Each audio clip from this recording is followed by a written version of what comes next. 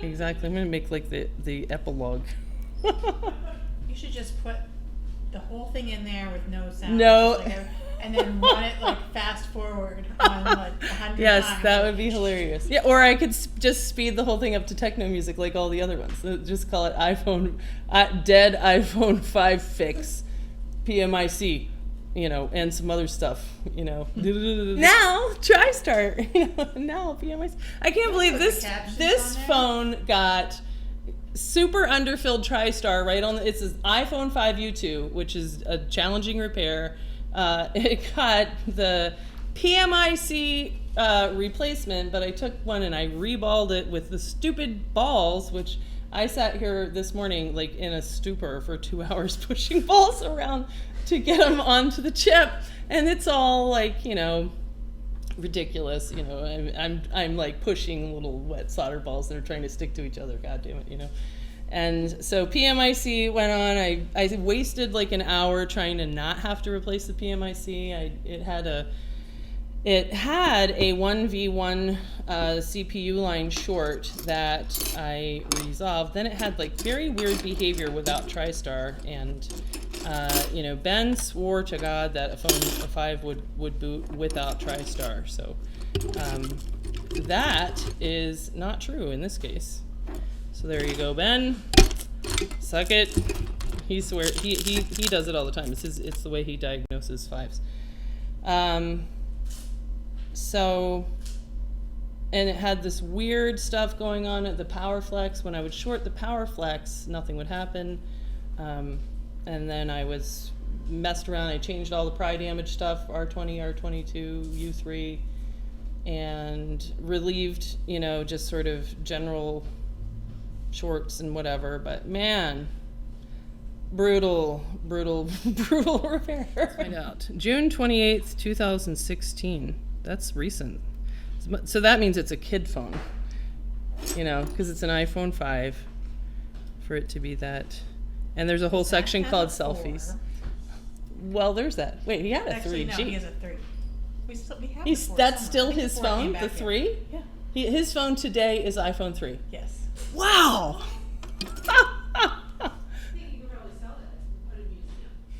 Yeah, I was thinking about in the front. All right, we're going to try to do an iPhone 5 data recovery. I decided to turn on the camera probably later than I should have. I just did, I think, my favorite recovery ever. It was an iPhone 5. Then when the phone, booted up and I could slide, it was full of like, the best kind of data, which was a mom's memories. It was all like sort of the baby's first bath, the baby's first steps, the baby's smile. So being able to, and it came from another shop, so being able to tell that shop that they will have the chance to make that phone call and make somebody's day tomorrow just was really fantastic. So now the next one up is another iPhone 5. The note here says this is an iPhone 5 from Florida. That's never good. There's a lot of salt water in Florida. And then it says, saltwater damage. The device will not power on. Would like to retrieve photos and contacts if possible. So salt water is very difficult, but we'll see. Sometimes it can surprise you. Sometimes it can look really bad, but actually end up being okay. Okay, so let's see what we're in for with this one. And I'm making these data recovery videos just really to kind of highlight that, if you care about data, my opinion, this is bad. My opinion is that you should really go for the professional right away. Fixing the phone, learning how to fix is fantastic. And I get it. It is hard to start out on scrap boards and donor boards in practice. It's a lot more fun to, try and fix something that if you fix it, is going to be, something you can charge for, or something that you can, recover somebody's memories. But data is irreplaceable, and it is entirely possible to take a recoverable phone and turn it unrecoverable, just through inexperience. Even this last one that I just did, I could not have fix that phone even 2 years ago. So if you care about data, get your phone to somebody that is, you know, really experienced, and not just me. There's lots of people that are really great doing data. Lewis is starting to do data for phones now. You know, we work with great people all over the world that really think it's fun to sit and stare down a microscope for 18 hours a day. So they're out there. And a lot of times it's just, it can be as simple. Lewis did a video on error 27 where, you know, if you kind of take the approach of, well, what the heck, maybe it's easy, let me just give this a try, and you get out your alcohol and toothbrush, and then you let your phone sit there with a water damaged battery, it can corrupt the software or corrupt the hard drive NAND itself, the flash memory storage, so that it is not recoverable. Just by kind of bunging it up with a bunch of errors from some uncorrected hardware damage. If you don't have the capability of taking off the shields, if you don't want to desolder the shields, then don't do data recovery. We've shown lots of videos before, and we do it every time we do the course. We'll show an example of if you take a phone and you do just pop it in an ultrasonic, even a fantastic ultrasonic without taking off the shields, and then you come back and you take the shields off, it looks like it is completely untouched. You know, I mean, you could have bananas under there and they would still be there. The ultrasonic can do nothing under the shields. All right, so let's get into this phone.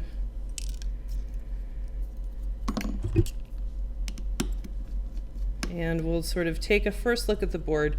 Taking a look at the board before ultrasonic is really important because that is your visual cues, which is another reason when, you know, phones come to us like, oh, I sent it to 2 other shops. They've erased our clues that we need to really kind of know where to focus. We got. Let's see what we got here.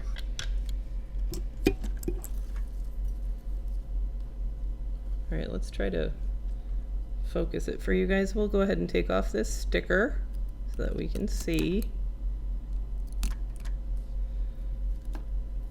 A lot of times you can kind of get a history or see where the water went. So backlight is really common. This has an unaffected backlight circuit up here at the connectors. All the connectors look good, which is generally bad news because connector damage is very repairable. This one doesn't have connector damage. So you can see that, you know, it's missing, just missing some stuff that's just fallen off the board.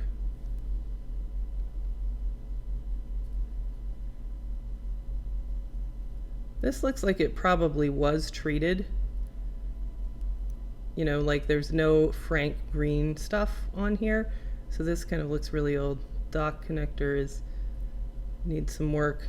All right, this is good news. The battery connection itself looks bad, which is good. That may have protected some of the circuitry. All right, so there was water all in here. Camera, we don't really care about. All right, so this water came in either through the SIM tray or from the bottom of the phone. Most likely it was sitting in a cup of water, something like that. All right, next step is to desolder the shield. So how do you do that? How do you do that safely?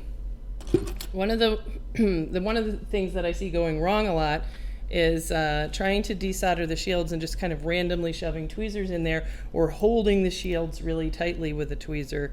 And both of those are a good way to damage chips that are under there, which then you're going to have to fix that damage. So you need to find a place that is pretty safe for you to put your tweezers. And if you don't know what the board looks like under there, that's okay. Just kind of be gentle and stay on the edge and find a way to hold the board up. Then I want to use no nozzle or a really wide nozzle. Really wide nozzle. And I go for max heat, max airflow to get the shield off very quickly. So I'm just going to kind of put heat around the edge of the board, and I'm paying attention to where there's sort of a cross bracket to make sure I get heat on that. And I'm going to hold the board so that it will just fall away from the shield with a really small distance to my mat, so that way if I do get heat on here that is floating anything, it's not going to pop off the board when it drops. Now the 5S, 5C, all those shields are easy to remove, like this one. So shield's off and the board fell away. Flip it over, and now that it has heat on it, these shields will be even easier. CPU shield.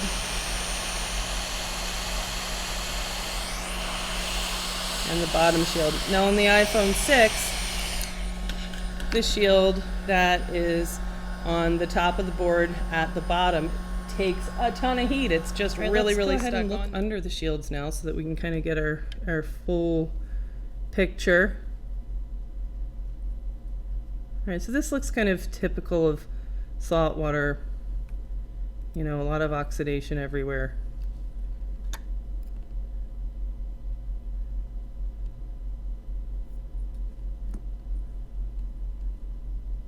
So all of this stuff is largely baseband. That doesn't really matter for getting data. And you can see like right here, you know, that the under the shields area, look at that. There's stuff on there still. See all of that sort of dried, literally salt. Look at that. That is like, you could taste it and you could put this on fries. Like that is salt. That should not be there, because you know, if we look at the area of the board that that was not under the shields, all of that has been cleared off. See, there's no salt left. So somebody, you know, put this in a cheap ultrasonic, or else they used a toothbrush on here, but that doesn't do anything under the shields, as we can see. So there you go. Nothing happens under the shields. Got to take the shields off if there's any sign that water was under there. All right, top half of the phone still looks good. NAND area looks good. CPU area looks bad. Baseband. Let's look more closely at the PMIC. All right, so this looks, I don't like to see this. So this here means someone tried to charge it. So you can just tell from this history that when you see that oxidation on those PMIC caps, that happens when someone tries to charge the phone, and that generally is a poorer outlook. All right, time for ultrasonic, and we will be right back. All right, just got back out of ultrasonic, and let's start measuring around and see what we can figure out before putting any kind of power into this board. All right, so let's check back on that same line. So I'm going to check VCC main.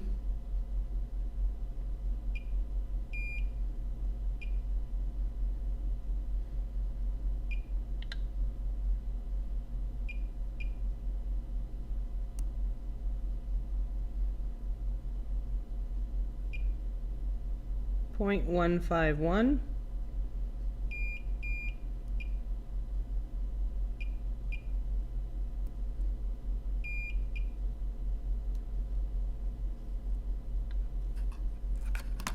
And I think I'm gonna, you know, kind of work on reflowing some obvious damage before we get started, and then we'll maybe see if we can bring that 151 up a little bit by figuring out who's bringing it down, kicking them off the board or replacing them.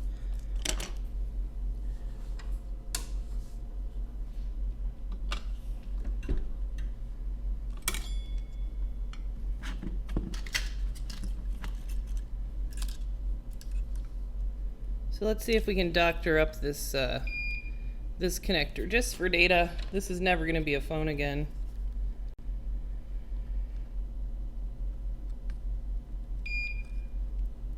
So I will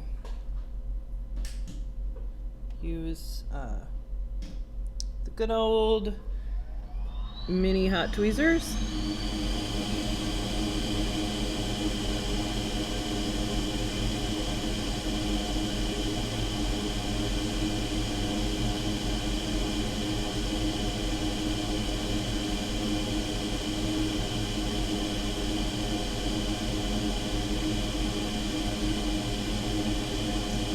The board will not stay on for very long if it can't get information, data from the battery.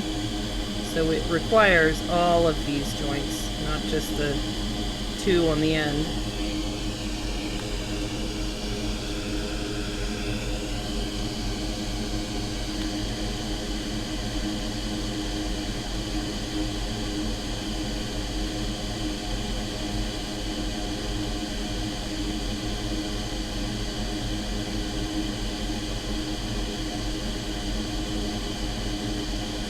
Alright, I feel a lot better about that. This board might be okay. Alright, let's take off this guy. I don't quite remember. I know I've seen him before, and I don't remember if he's on SD-RAM line or NAND line.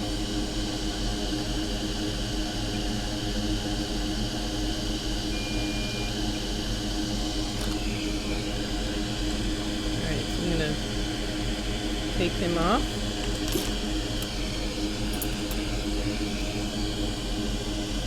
Just too ugly to be on my board. Vote him off the island. I'm gonna vote off the ugliest guys off the island, just like it's the Bachelorette. Sorry, you're too ugly for my board. Gotta get gone. Ain't gonna have no ugly caps around here.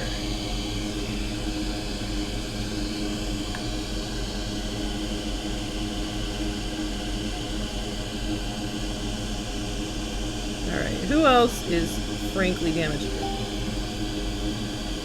Backlight is going to work on this.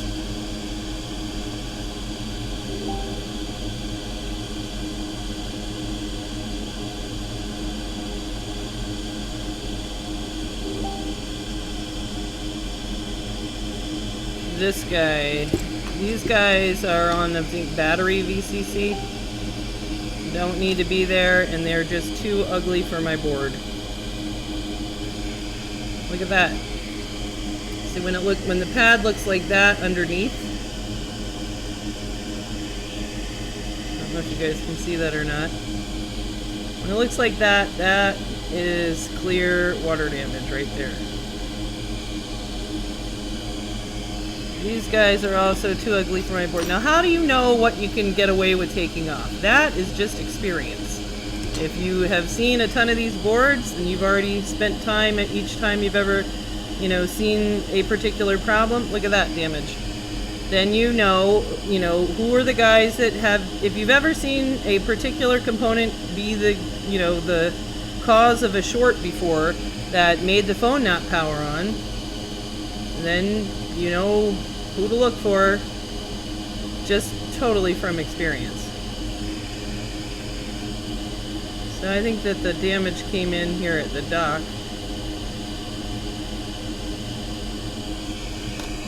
Too ugly for my board. So if you go look this up or you figure it out, if you want to kind of debate about schematics and whether or not schematics are required, you can figure all this stuff out.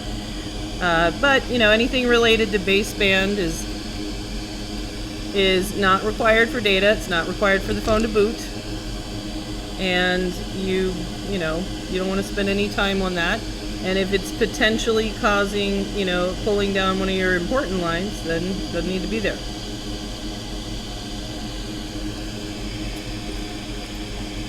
All right, this guy is too ugly for my board. So you can kill it. You can. And you should, if you're working on a board like this, look every single one of these guys up, figure out what does it do, figure out for yourself the consequence of taking it off. If it's an inline filter or a resistor, then you're going to need it. So you're going to have to know what you can get away with taking off and what you need to put back. And, you know, for this video, it was just too laborious, and that's really not the way that I work anymore, to consult the schematics for every single one of these guys.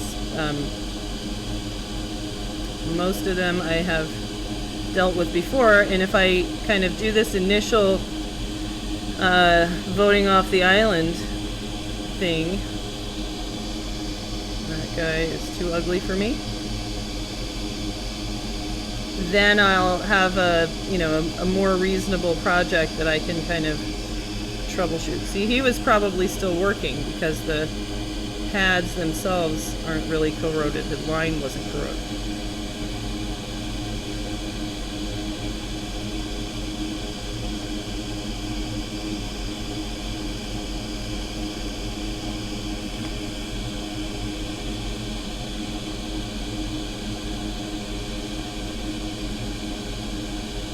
Good old U2 chip, the original, the grandfather, the iPhone 5 U2, wreaking havoc in millions of phones all over the world. This guy needs to be there, don't mess with him. See, and this is another good idea. This is another point here. This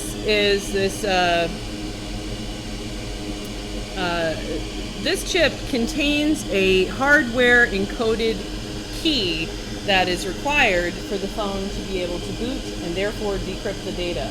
So if you were to tweezer that right now, let's imagine that you were taking off the shield here. You know, so let's say you know the shield used to live there.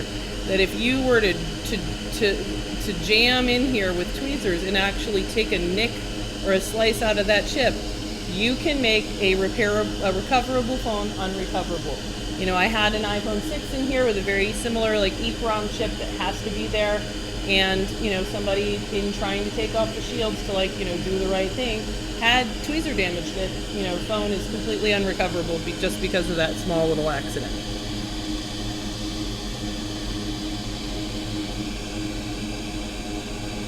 So I'm a huge fan of repair. I'm a huge fan of you guys, you know, using information that I have, you know, my experience to kind of, you know, save you some trouble and help you have a shorter road to success. I'm all for that. I love to see your successes. I love to see folks sharing what they've repaired. But, you know, having just been able to bring back this mother's memories, and that phone had been to 2 other shops before it got to me, you know, it is just, you know, just really a pet peeve of mine to be constantly getting these data phones that would have been recoverable if somebody hadn't tried to work on them without experience.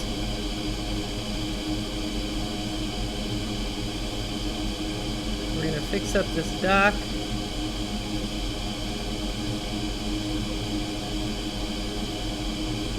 I remember getting trolled early on when I said, you know, part of water damage recovery, back when we used to do for the sake of the phone water damage, I said hand reflow, you know, corroded and oxidized joints. And I remember somebody thinking that was BS. This is what I mean, hand reflow. It's kind of like a can of paint where the skin of paint is dried on the top, and you're just sort of mixing it all in, you know, again, to make a better joint.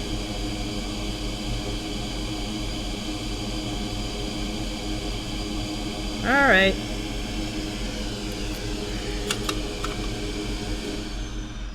Okay, so for me, that is a reasonable first step, and now it's time to put some power in the board to see what we've got. So the first time I'm going to power on the board, I like to you know, if I just plug in a battery and it'll either, you know, do something or not. I can see if it's detected by iTunes or not. I can see if there's a display or not. You know, definitely ditch the water damaged parts and keep a set of known good parts. I'm really loving these little envelopes that I got on Amazon, and I have one for every phone that just has screen, good battery, known good screen, known good battery, and known good dock. So I just did this recovery Maybe I'll show you guys that. And so here's my iPhone 5 stuff. Yikes. This is the iPhone 5 screen. This used to be the iPad rehab phone. It's hot pink. And we finally upgraded Sunday over to a 6 Plus, I think she has now. But that's memory lane.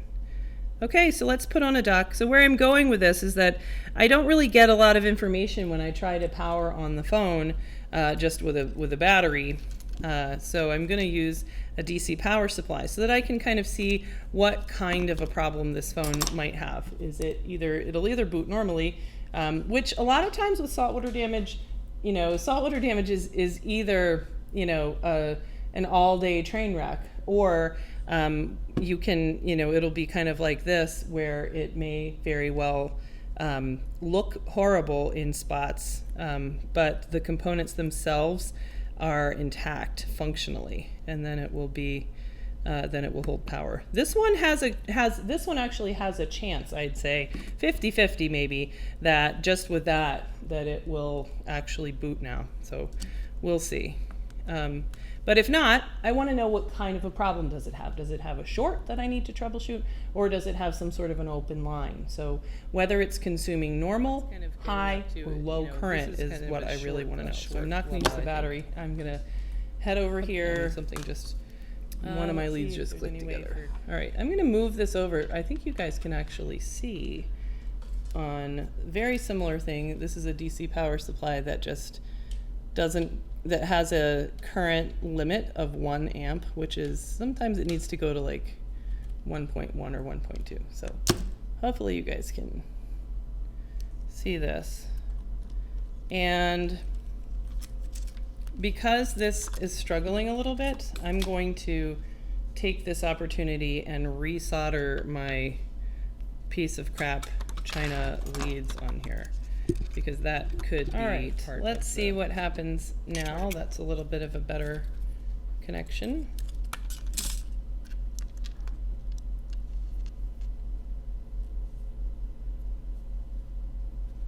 Always check your power supply to make sure it's not set at 20 volts from the last guy. So 3.8 volts. Now this one, I actually prefer this one because it outputs in milliamps instead of amps. You can change it over to amps, but milliamps gives you sort of a richer information, I think, for these iPhones that kind of consume less than 1 amp. All right, so I've plugged it in, and 0 milliamps, which is as expected. Now let's see what happens if we prompt it to boot. So it looks short.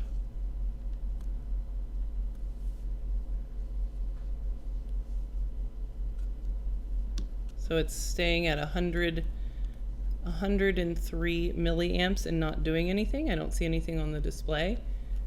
So let's try that a few more times. We're going to prompt it. And I'm going to press down on the dock because I know the dock was kind of the weak link here.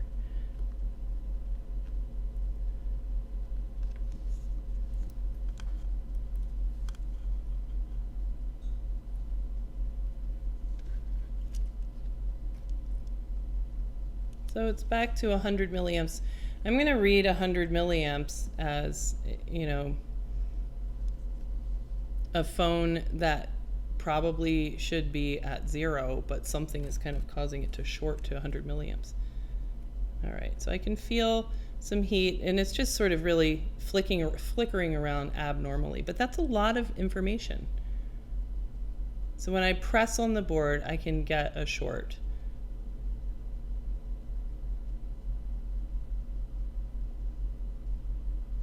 So 100 milliamps means sort of that some of the lines are filling up with blood out of the PMIC, but something is wrong when it tries to boot.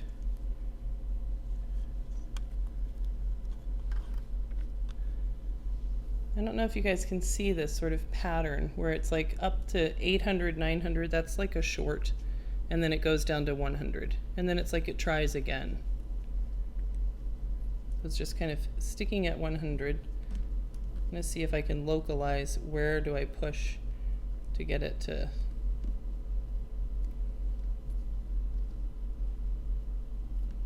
consume more. Right there on the dock. All right, so this is sort of a problematic dock.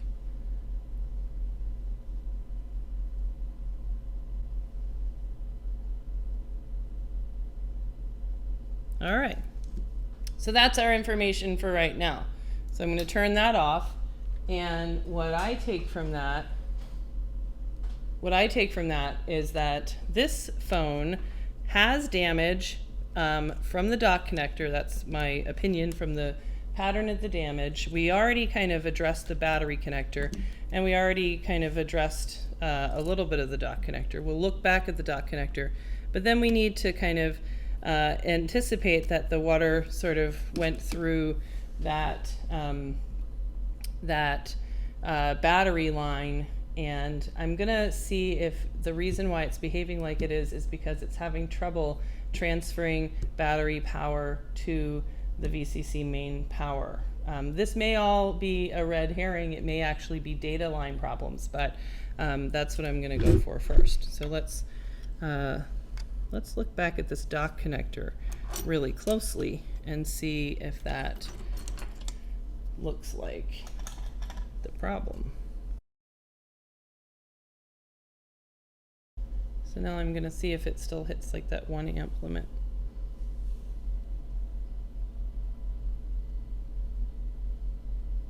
So this one is just staying at 650 milliamps and doing nothing. That's a little bit hot for it to be just still like that. So let's see if we can find that heat on the board.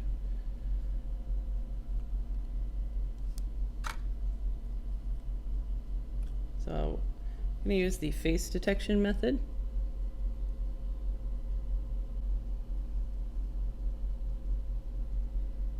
I think it's getting hot at U2. That sucks.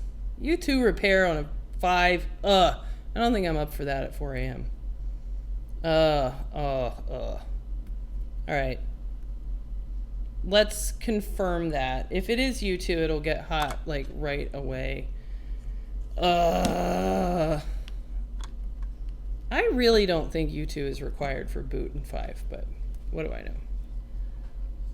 U2, are you pulling the 1V8 line down, or a data? There's some data lines that go through there.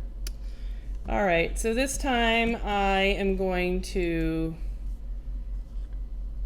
do what I don't like to do and use a little bit of freeze spray. I'm going to put it right there on U2 and see if that's what it is.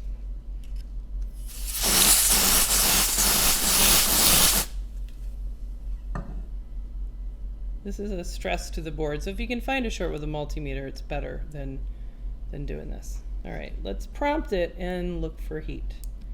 Prompt. Oh, God, I am tired. I didn't plug in the battery. All right, here we go. Plug that back in. Prompt.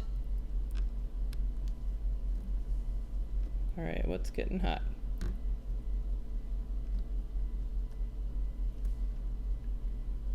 Nothing. That's staying at 120. All right, let's get it cold so we can get our answer.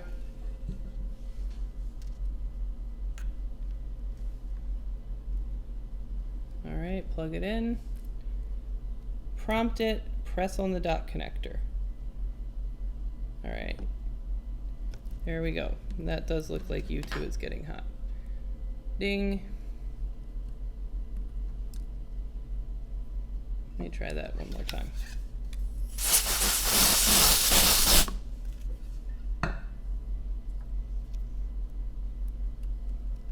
I have to think about that to see if there's a line that goes to U2 that's actually the problem, because I don't know that U2 itself can prevent an iPhone 5 from booting. It can definitely do that for other phones, but I'm not sure if that's true for a 5. All right. Now we are going to prompt, press down on there. Yep. All right. So that's That's getting hot. So we got our answer. Let's just check on the opposite side. All right, I'm going to check those VCC main diode mode measurements again.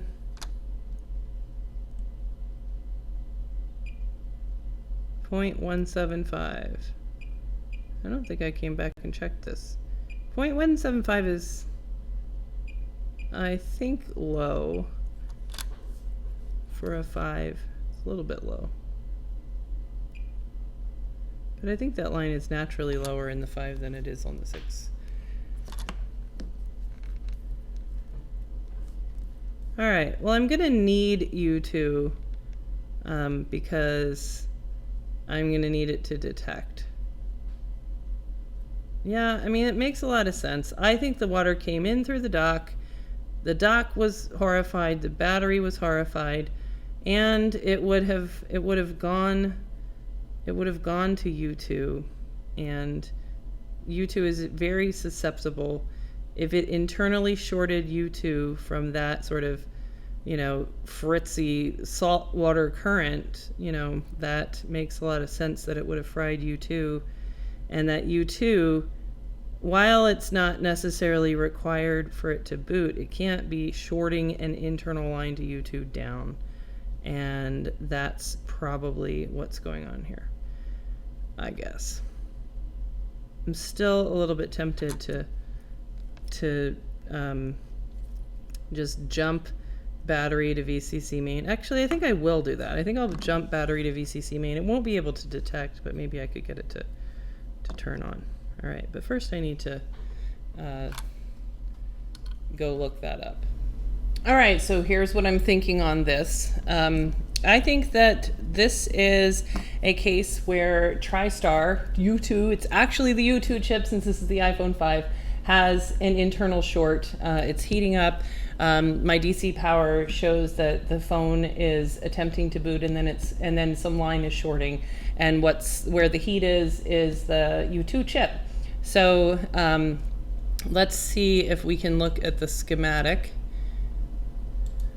So here's the U2 chip on the iPhone 5, and you know it's got a whole bunch of data lines that are important. You know, here's one here.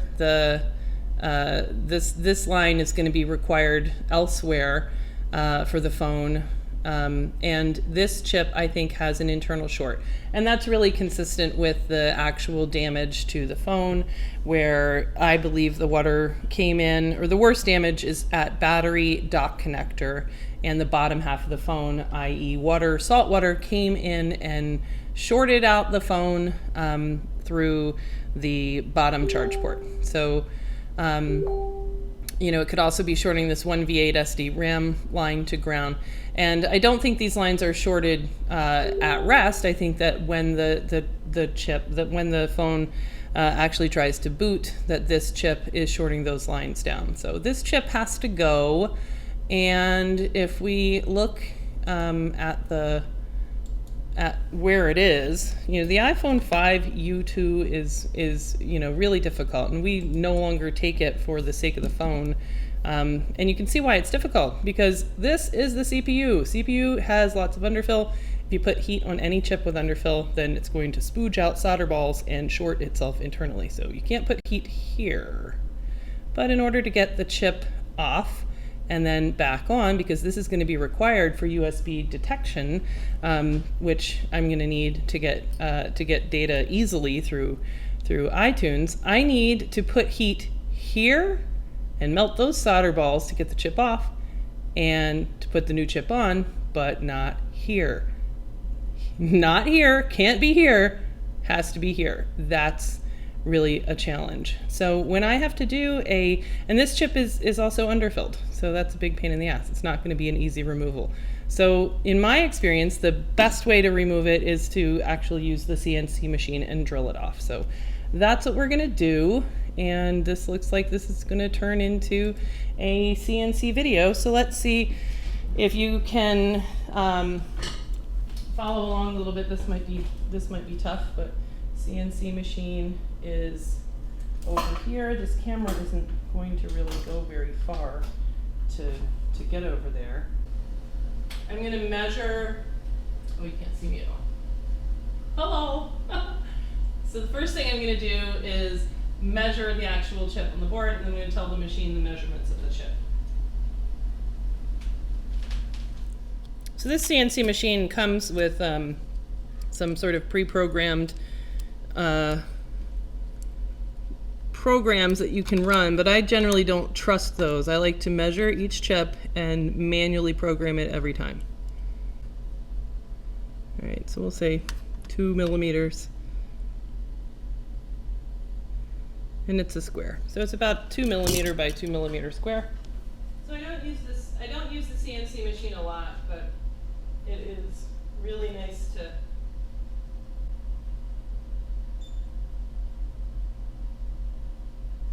all right, that I think is pretty close. It's going to leave me with a little bit of a lip, which I can clear manually. So that looks like it's on the corner of the chip.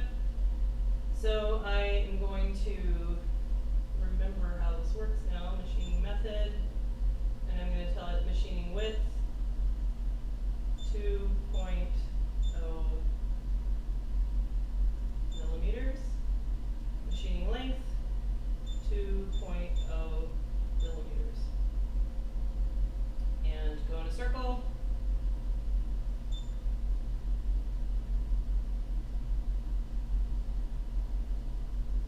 Now I need to tell it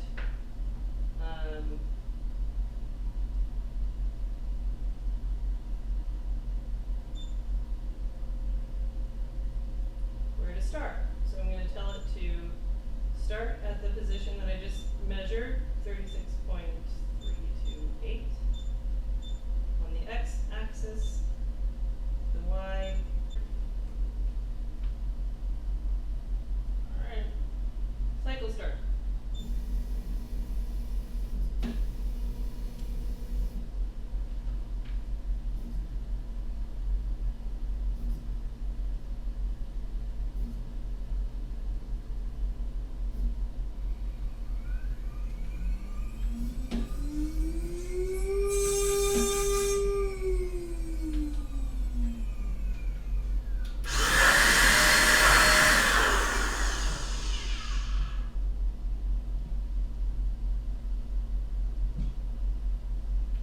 Change the x-axis stuff.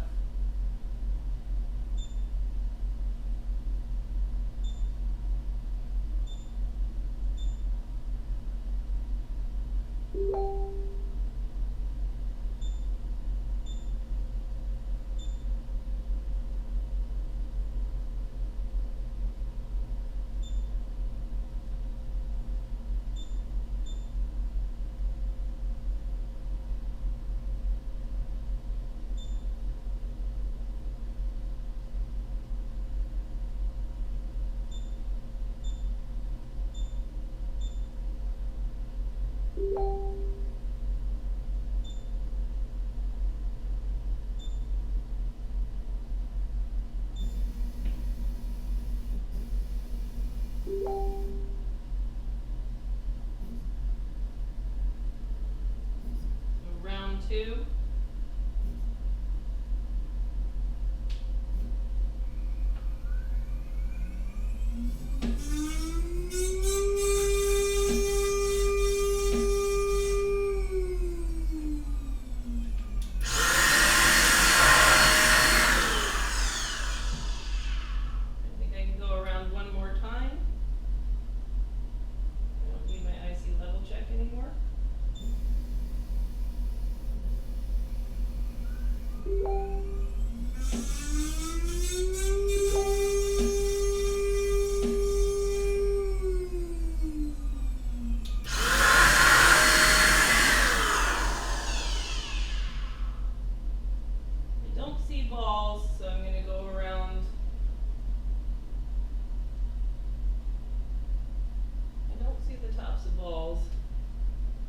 Chip is still there. I'm going to go around, I think, a little cautiously and change the finishing depth to 0.05.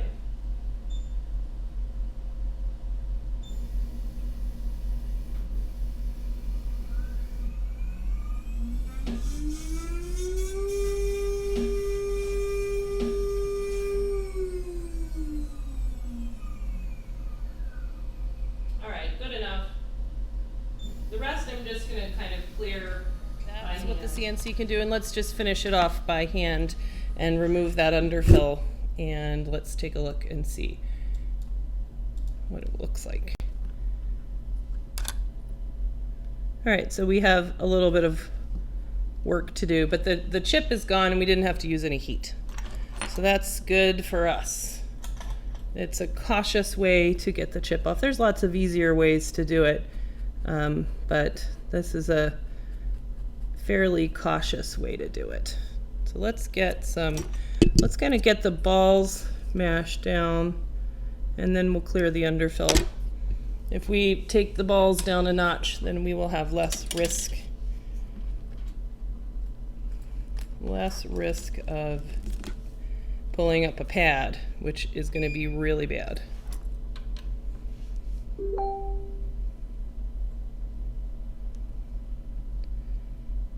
Why do these data jobs that I decide to do on video end up being 5:30 a.m. jobs? I did not intend to do a CNC U2 on a 5. Definitely did not plan for that today.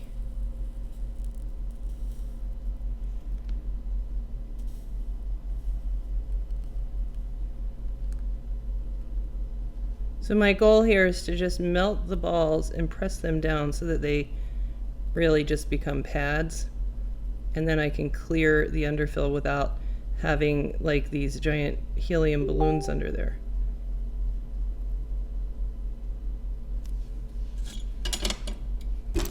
Underfill is pretty easily removed with just low heat.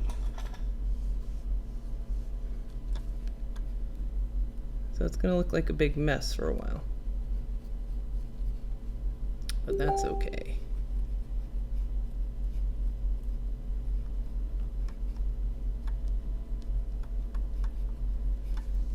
All right, so let's put a coin on the CPU and use some low heat and X-Acto knife. And I'm actually going to put this in a board holder. Let's get some low heat up in here in the 200 range.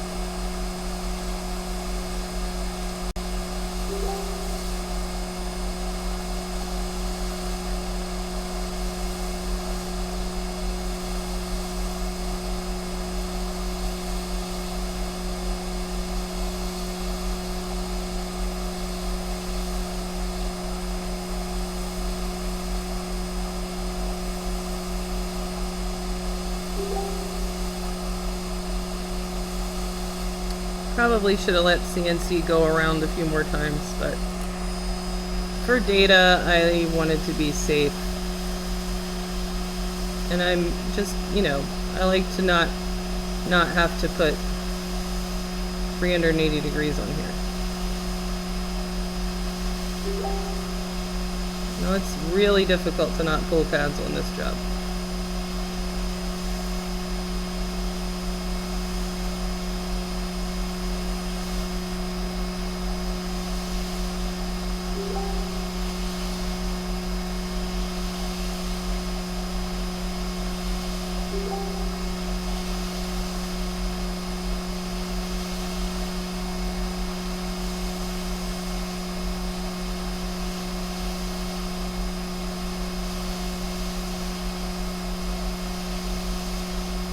Hot, fresh underfill.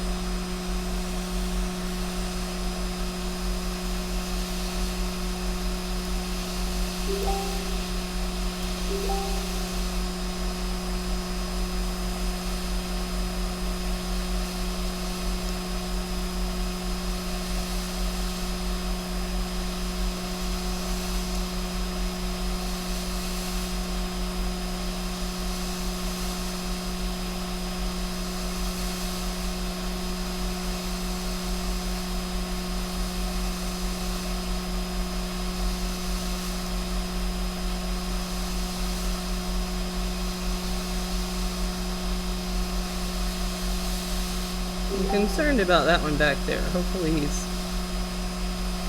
not missing.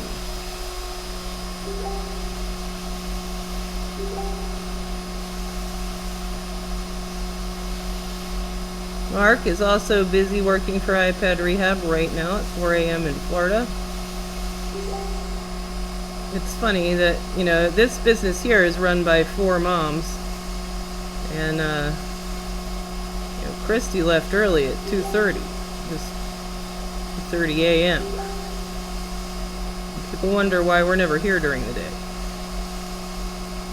Local people are like, when are you open?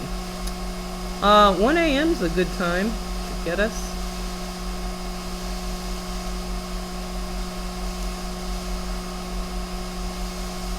Somebody called checking on a repair last night at midnight. We were all here. The night was young. And Sunday answered the phone. And the guy was just like, oh, is it midnight? I'm so sorry. Thought you would be closed. I was going to leave a message.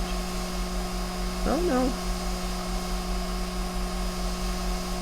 That's been the biggest, I think, shock for Jason going to work for Lewis. Lewis is out of there. Windshield wiper the desk. Ready to go for the next day. Kicks Jason out.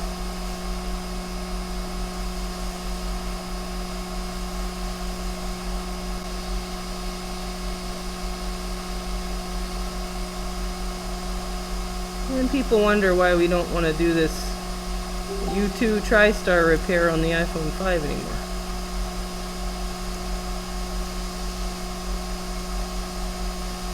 Worth it for the baby pictures, but not much else.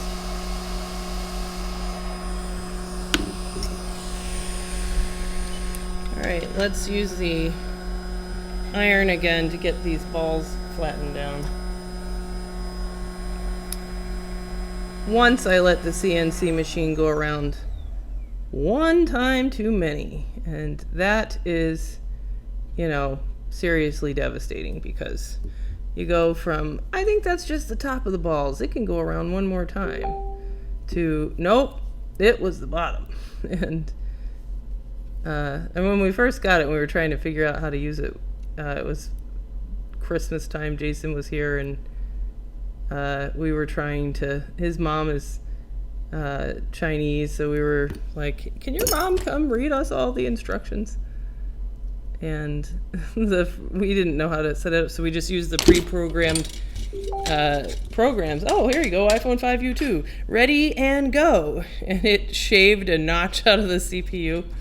And then we decided to, I would really like to know what was the rationale behind doing away with, there's so much underfill on the 5. Like, touch ICs are underfilled, TriStar's underfilled.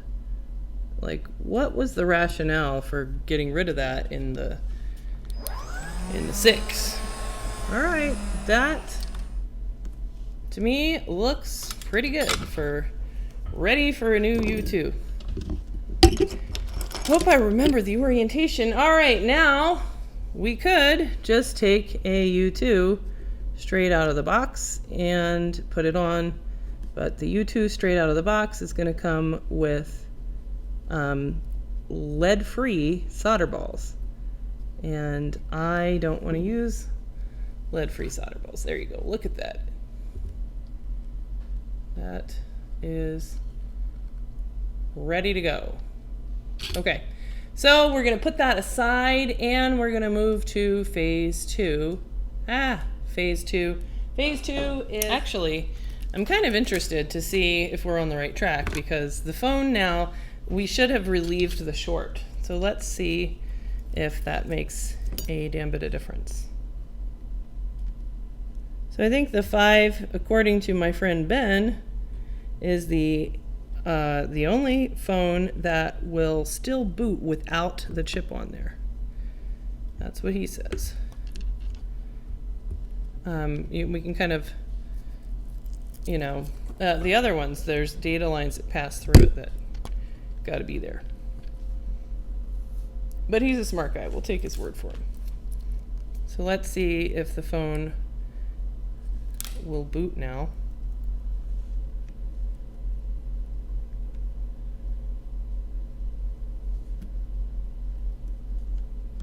And nothing. 120 milliamps.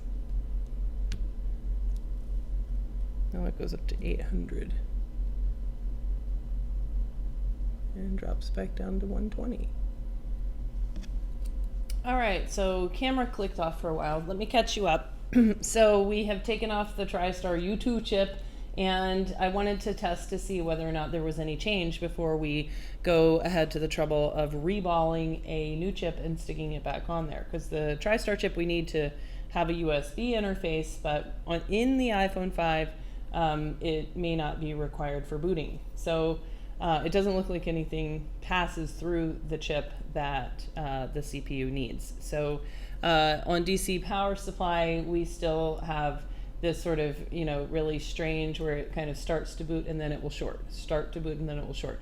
So I, kind of felt around for some heat, and it seems like the PMIC is getting hot. And so I eliminated a variable. There's a transistor Q4 that marries together the battery and VCC main, so I made a jumper to substitute for that transistor just to eliminate that as a variable. I continue to try to start it with DC power, and now it really is not responsive at all, just stopped responding to DC power prompt to boot. So I started looking around for a shorted line or a dead line, an open line. So I was looking for filters or resistors that might be important and might have a bad connection. But we had already pretty much done that. So then the next step is to start comparing to a known good board. So since I just did this data recovery and this board is working, I started making some comparisons. And that kind of led me to a PMIC output to the CPU, which is consistent with the thing really not doing anything at all. So I can show you what I found, which is, here we are, PMIC, and it gets hot, in this corner right up here. That's where the hot spot is, in this sort of area right here. So when I came through with the multimeter, and it's always best to try to find stuff with a multimeter instead of like things that stress the board, but with the multimeter, this guy here is a 1-volt line for the CPU that comes out of the PMIC is sort of the power strip for everything, and generates all the different voltages that the device needs. So if I stick a probe here on ground and start probing around, this chip was measuring short, which is not appropriate. So we have this cap right over here. So this guy was, at the time, measuring short to ground, and he connects to these inductors, which are powered by a part of a circuit to generate the 1-volt voltage here from the PMIC. So these are inductors, which means the line goes through them and over to here. So I wanted to see if the source of the short was actually internal to the PMIC, or was the short internal to the CPU right here on the other side. So if the cap was still short, if I remove the inductor, then that means the short is on the CPU side, and if the PMIC side is still short, then that's where the short was. So we can see that this pad here is short to ground, 0 resistance to ground, 0 diode mode measurement, but this one is not. So they're both on the same line, or they're not really both on the same line, but they both kind of go to this set of caps, and but they have two different balls under the PMIC that feed these guys. And then we have the same situation going on over here. So I have a probe here on ground, and I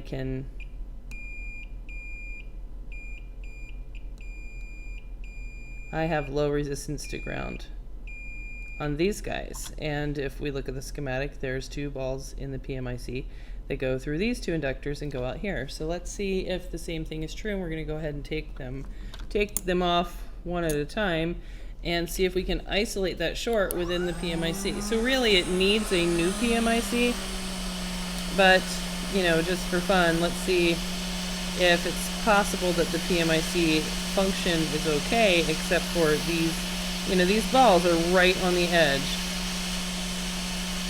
Maybe it's just those 2 balls are bad, shorting into ground, and everything else is okay. I don't know.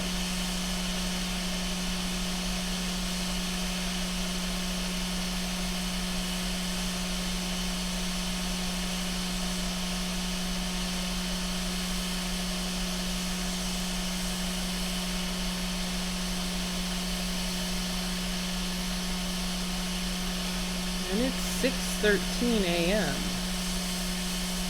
Not good. Alright, I'm gonna actually put him back over here. I can't believe I'm still here either. Alright, back to this. I'm making a video, by the way. An extended video of pain. Huh? In this iPhone 6 bucket. I'm like, oh no, customers are coming in. This is bad. Well, I'm not ready for that.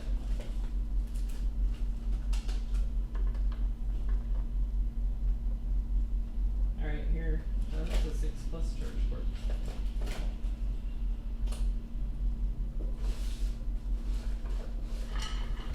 Here you go, Gene.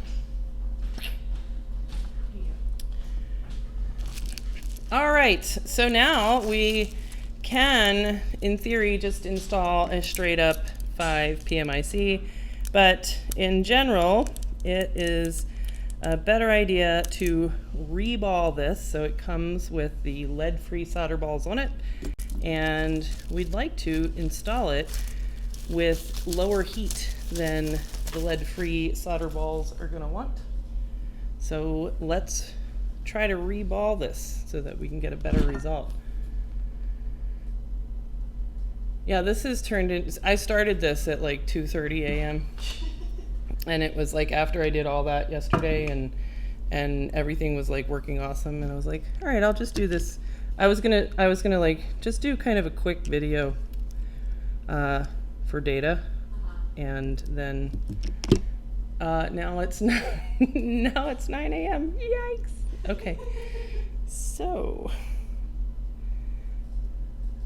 all right, so here's the chip. So the first thing we're gonna do is wipe off the existing solder balls.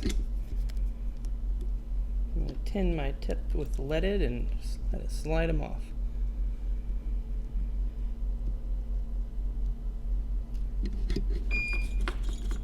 That guy's daughter is going to diving camp. That sounds really fun.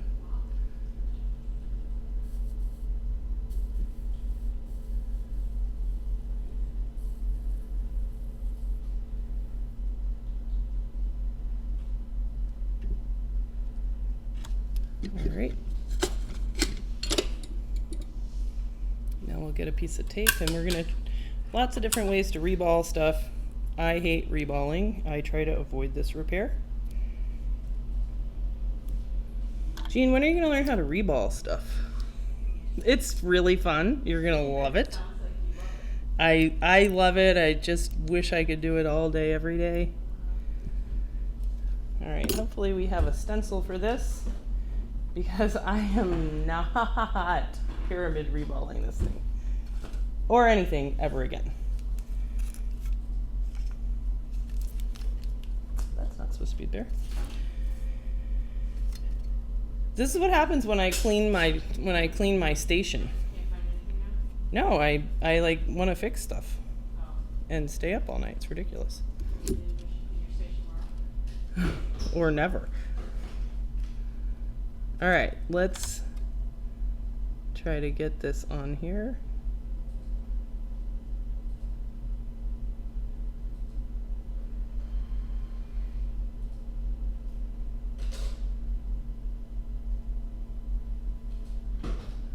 that has a ball in it still.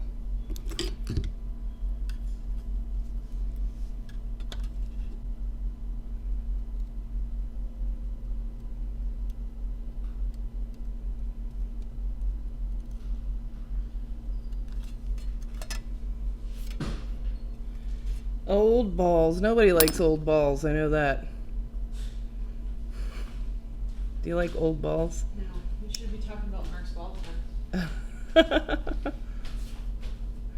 Did you see his comment about like Sunday saying these, customers are waking me up 7 a.m. and he's like, it is, we are not an India call center.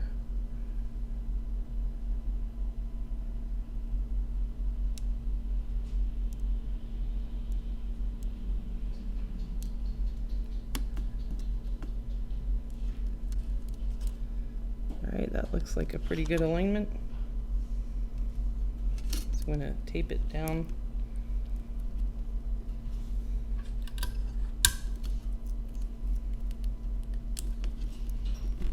Now for data, we just want to get it going. So now all I'm going to do is sprinkle solder balls in these holes.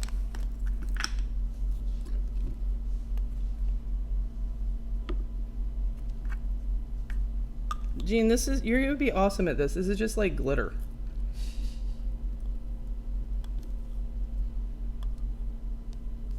Should not have used the magnetic tweezers.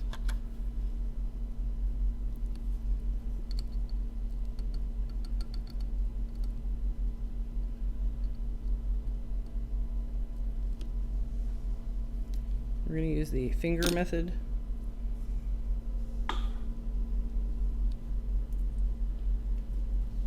I think I should have cleaned it off with alcohol first.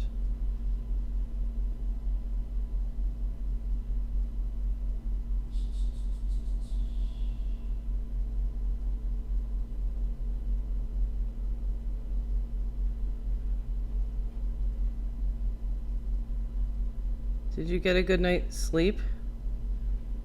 Was it really nice, like laying in a bed and stuff? Yeah. Was it dark? I have to like sleep vicariously through Eugene. Hey. Hey. Why'd you let me start this repair? What repair is that? The one I started when you left. Really? Yeah. You were still standing at the... Yeah, and then I said I should definitely not start another repair because it's not gonna be easy for sure. Apparently not. Yeah, it's like the golden rule. Yeah, customers came in here. How dare they? What the hell? Now I have to do a charge for it? Yeah. You're like, yes. If you keep shifting your hours back a little bit later like this, pretty soon Jean's not going to have to stay up late anymore. Yeah. Just come in when she gets up and be able to talk to you. Yeah. Christy did pry damage last night because she's the bomb.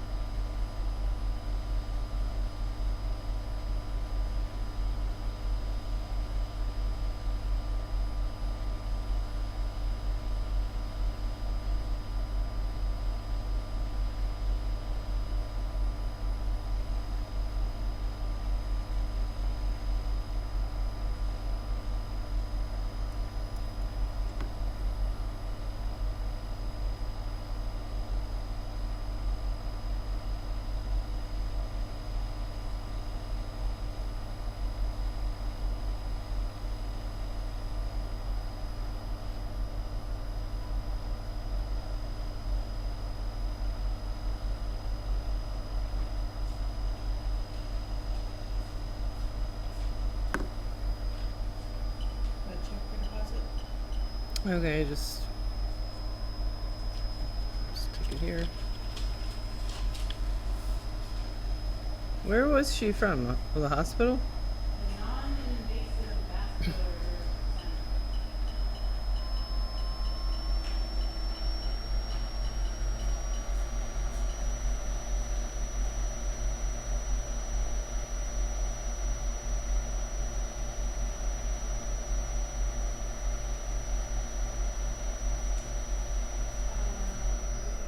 All right. I'm not sure that all of those are gonna work, but Here, Jean.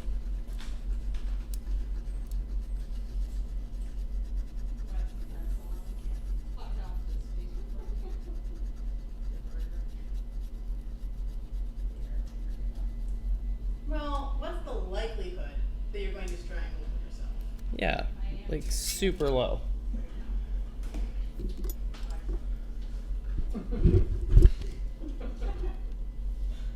What's the probability that you're going to accidentally strangle yourself? This is why I'm not cut out for touch ICs. Like if I have to sit there and do touch ICs, then it's like I want to do something I have to think about or do something different. I blame this on doing 6 touch ICs yesterday. I blame Jean for staying late. Yeah, Jean, this is all your fault. Wait, how late did Jean stay? Jean, when did you go home last night? Early. Did you? Yeah, 11:30 I got. Really? Before midnight? Yeah. No way. I would like to go back in time to Jean of a few months ago and quote that I went home early last night, 11:30.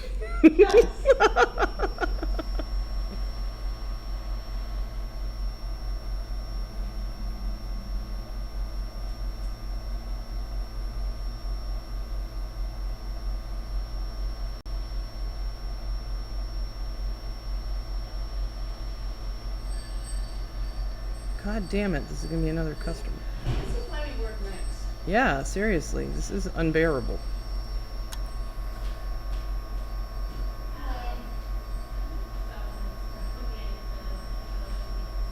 All right, so I finally got this reballed. Let's take a look. And it is ready for installation. Okie dokie. Where is this board?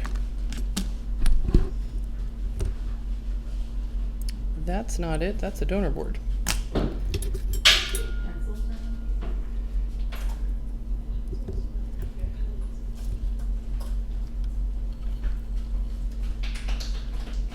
All right, I'm gonna heat this up a little bit just to get those pads hot and ready.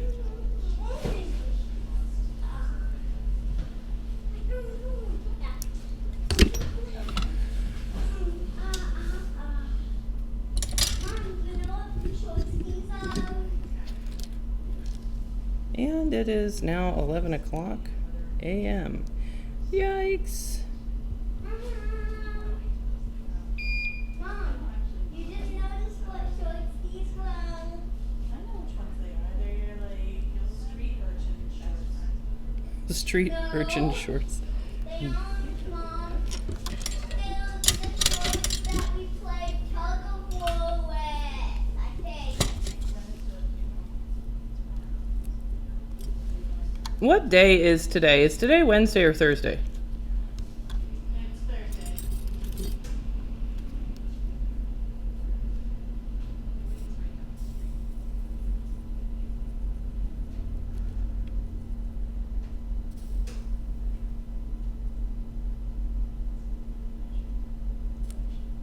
So is it like a week or is it just go to the people see the body? I don't know if people see the body.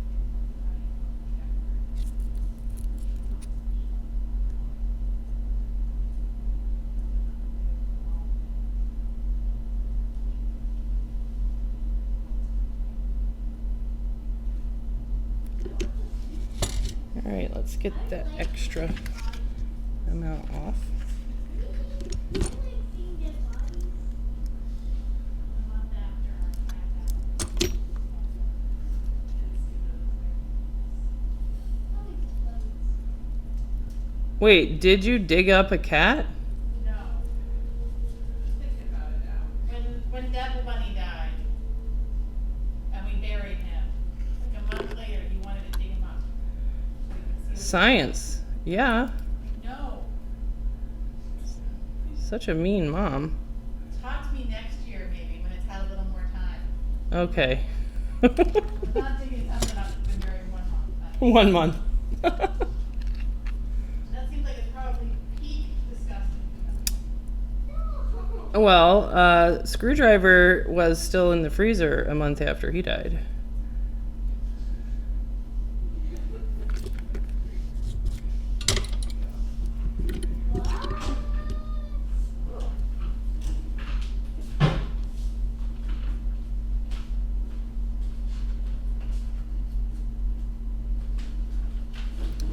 I think I am going to put the inductors back on first.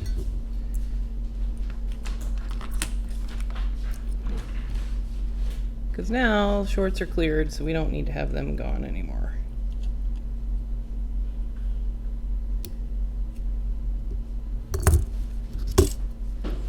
Mom, have I seen these kind of clocks?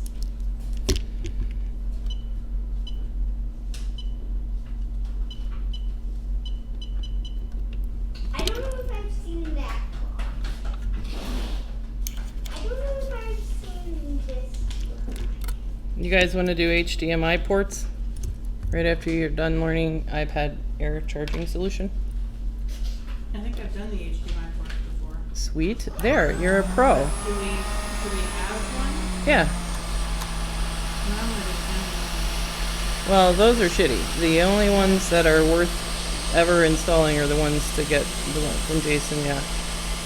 So I have some, I think they're in this side of the parts thingy.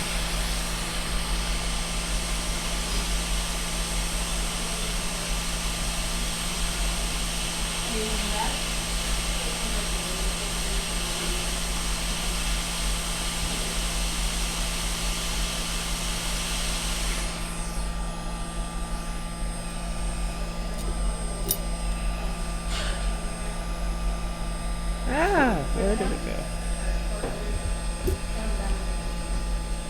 How did I lose a big fat inductor like that? Oh, there it is.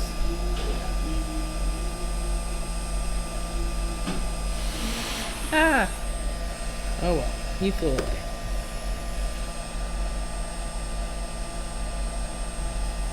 Alright, when I do PMIC, I like to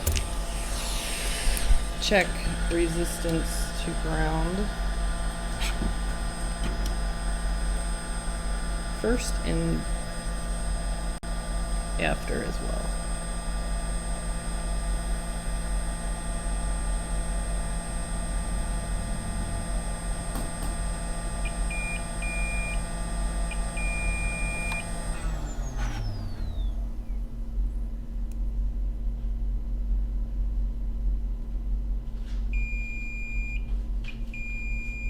That's not good.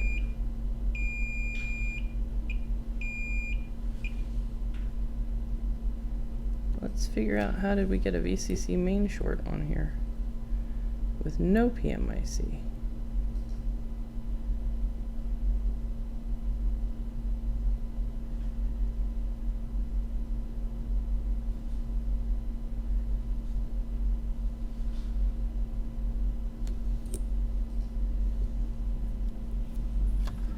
Is anything in there talking to ground?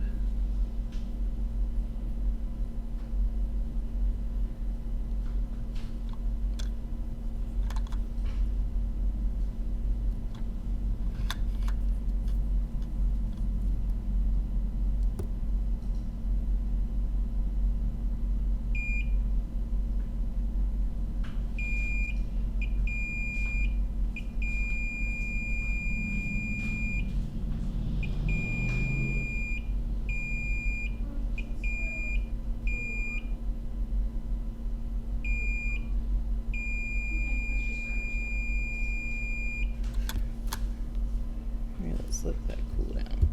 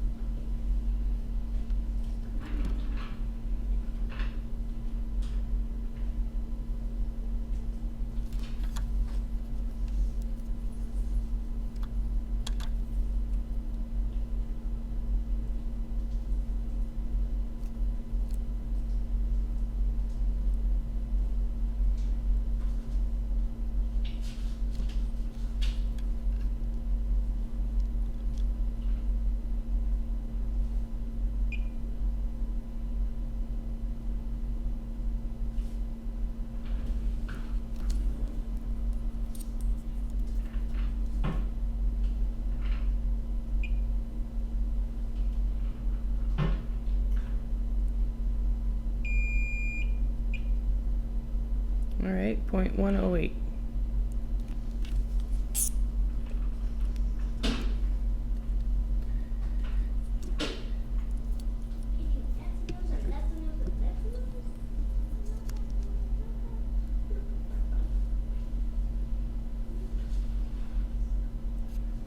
I don't want too much flux on here.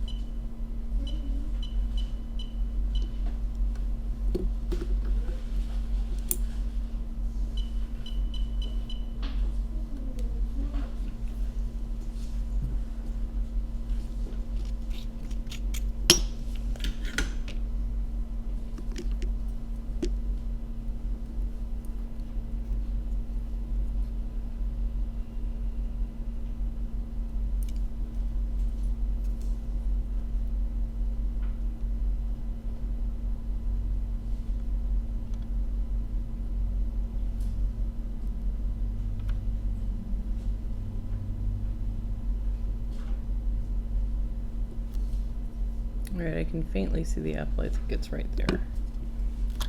Yikes.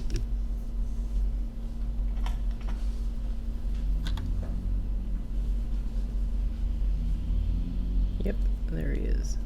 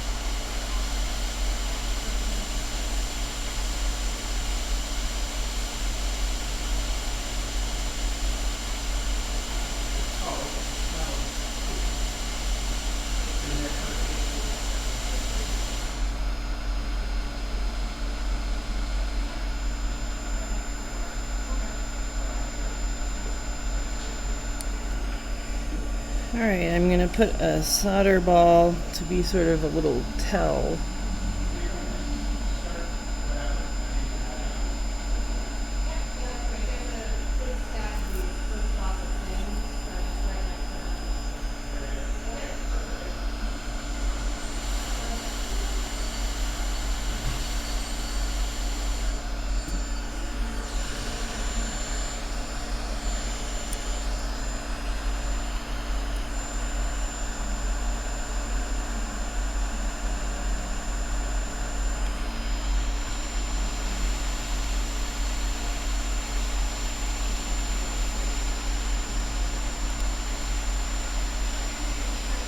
I'm gonna watch my little solder ball tell.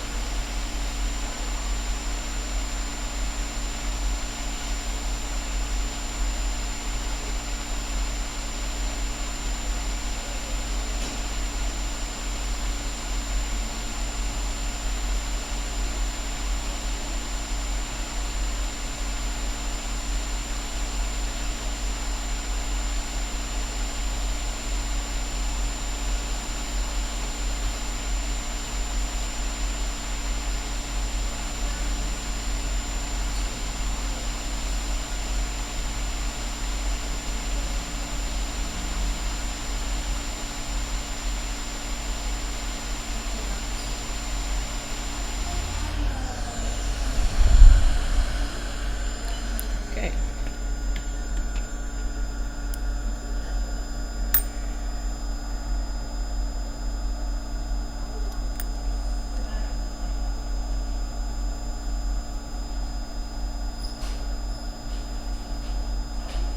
And we can check to see if the behavior is any different, and then we still have to come back and do TriStar U2 chip.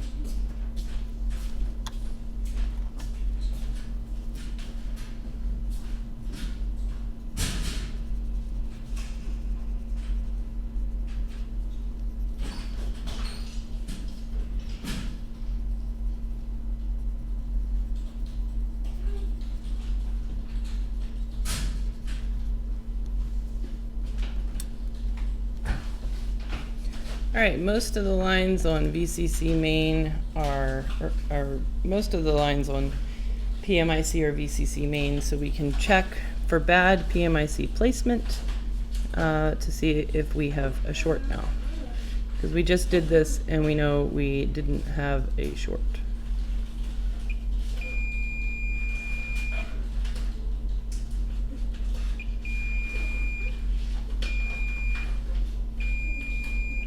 So let's let it kind of solidify before we decide that it has a short.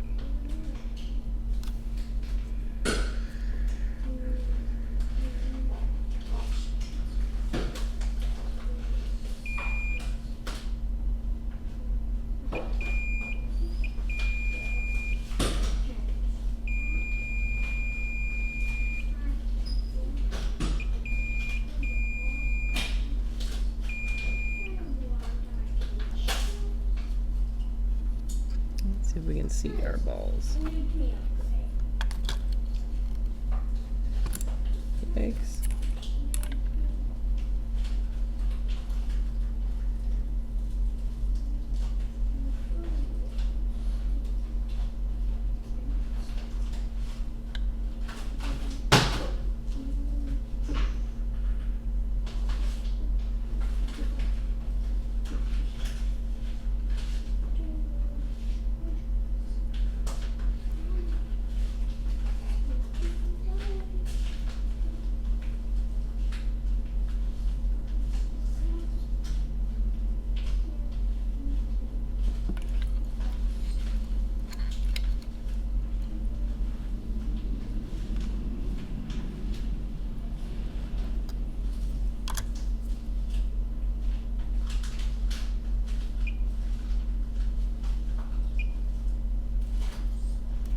Alright, well these lines are normal now.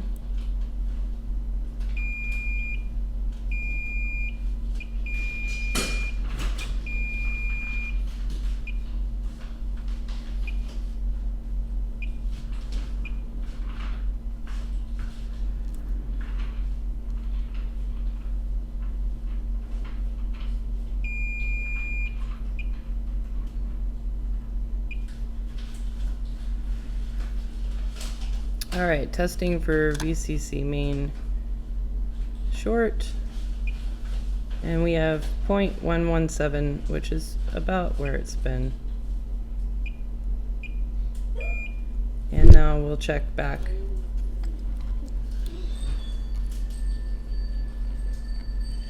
Back over here and see if we have. Not computer charges, no. They tend to vary quite a bit. They're not standardized kind of thing,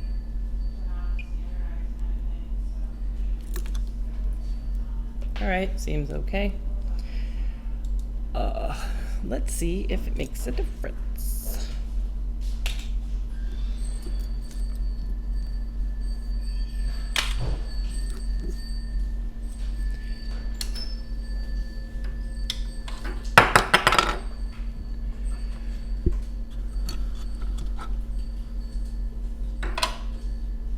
Alright, so now we will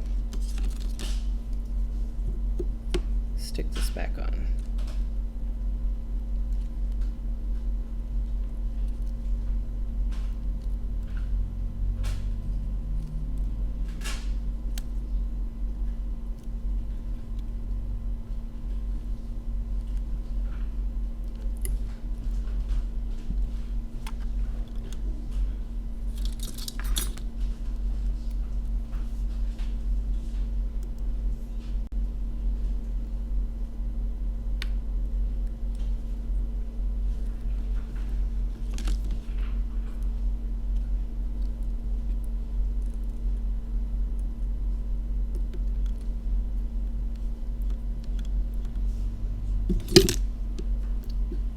Let's use the DC power supply.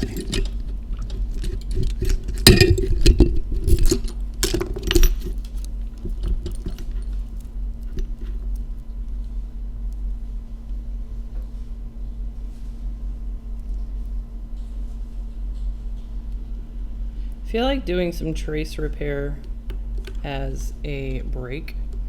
Alright, yay, it consumes nothing at rest. That is good.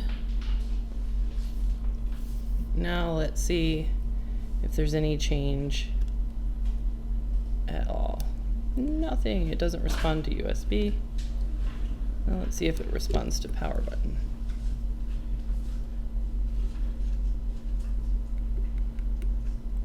Nope. I think it's a good PMIC though. Maybe I'm wrong. All right, it's time to do the TriStar job. No avoiding it. I think there's a chance that this weird behavior is the phone potentially booting to DFU mode. So we need to see if it's detected or actually not booting. So we're gonna put TriStar back on, and of course with its close proximity to the CPU, we're gonna do the same thing again here. And we need to make this be leaded and not lead free. So let's repeat.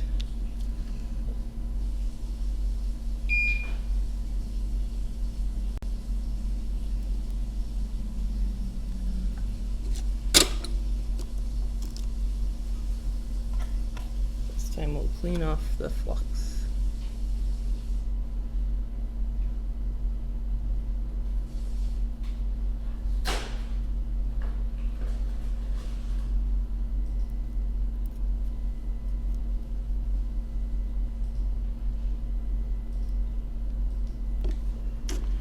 All right, let's find a stencil that's gonna work.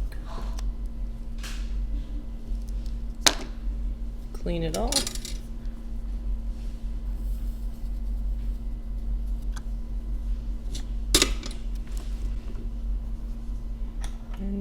is 1:23 p.m. the next day. Brutal. All right, now we'll do some paste. Which one is the least expired?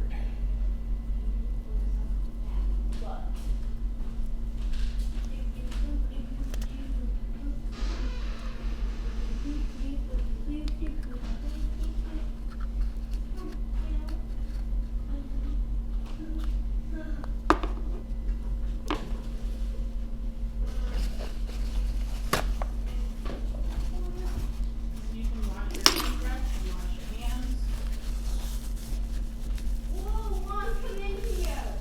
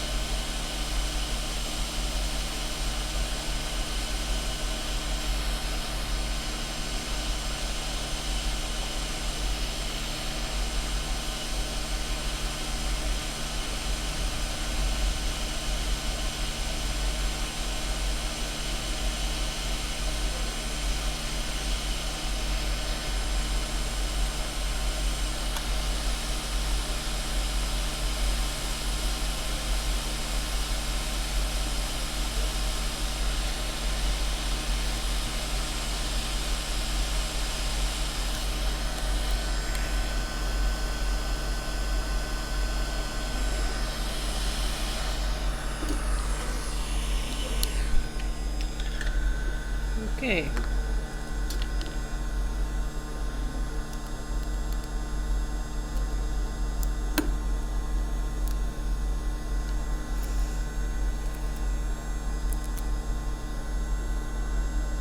We're gonna let that cool down on its own. And is there a lot of incoming or not here yet, or? There's I don't a know. fair pile of incoming. I opened anything that said rush on it. There were 2 rush datas. Oh, okay. And that's just- Alrighty. Are you going to Mayor's thing this afternoon? I don't think so. I never actually met him.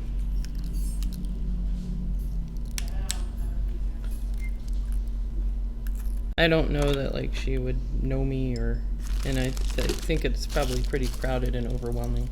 Oh, here's the other, their local, the local like small bits, home button and stuff. Where did that go? What? This goes with the local, it's their small parts. Okay.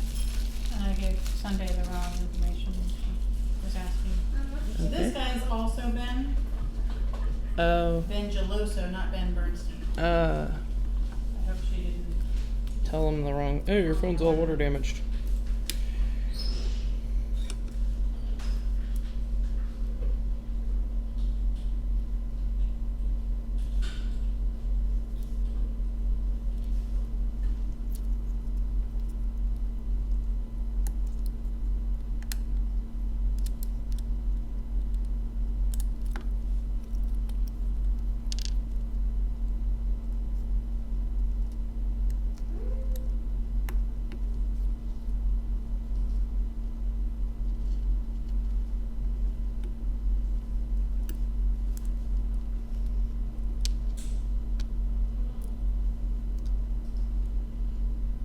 All right, now let's see.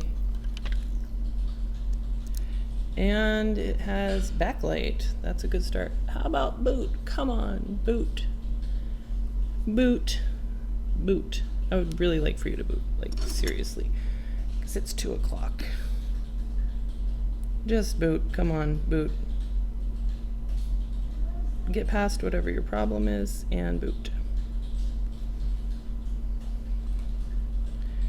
Do not just hang on the Apple logo.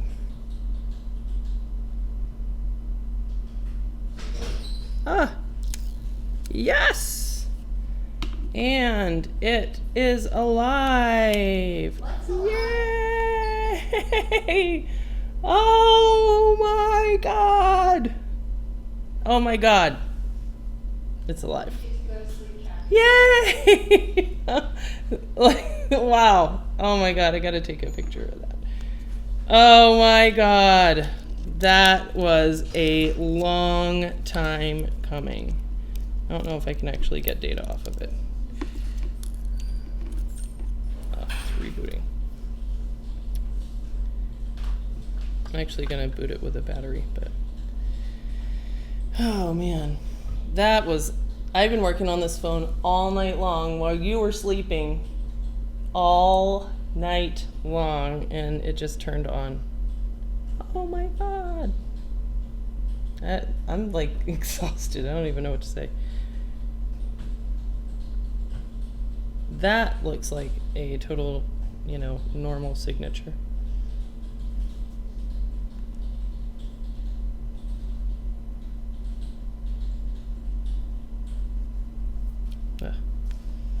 All right. Boot looping I can handle. We'll stick a battery on it. Wow.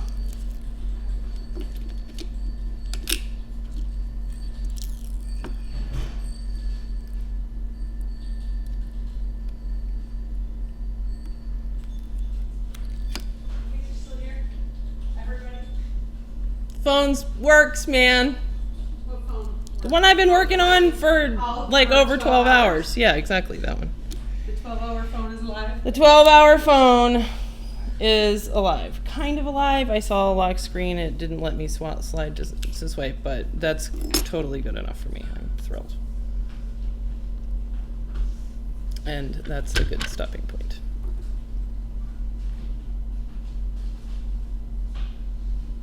Daniel, you didn't do your job with that? What? Open all these boxes.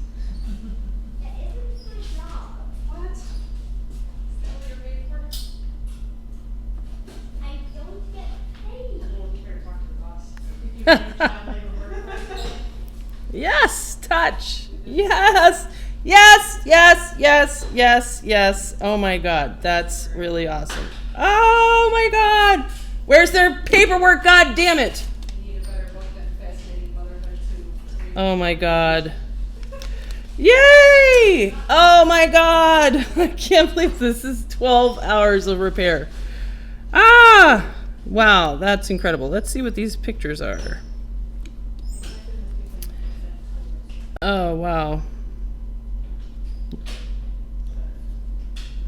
Beach and babies. Yay, vacations. Not selfies. Well, kind of selfies. All right, I have absolutely no words for that. I think the concluding message is that it takes a lot of work and a lot of experience to do data recovery, and it's a great way to learn. You know, like when I started this repair 12 hours ago and started this video, you could see me kind of, you know, checking spots and already knowing where the lines were and things like that. And you get that kind of knowledge by doing this. You know, if you spend 12 hours, stay up all night long working on a board, then you really get to know it, you know, and you're not going to forget those areas. You're going to know, oh, this one failed on a different board, and that's how you do it. So, you know, data recovery is super fun, super rewarding. You know, iPhone 5 in particular generally can come back. They don't tend to get the software corruptions. iPhone 6, 6 Plus, you know, if you mess around with it for a long time with bad batteries and, you know, hardware corrosion on the board, then you can render it unrepairable because of software corruption. iPhone 5s tend to be resistant to that. So anyway, this was an exhausting repair, and I hope that you learned something. And if you want to get into data recovery, that's fantastic. Just start working on water damaged phones that don't have someone's memories on them until you build up that experience base. Best of luck.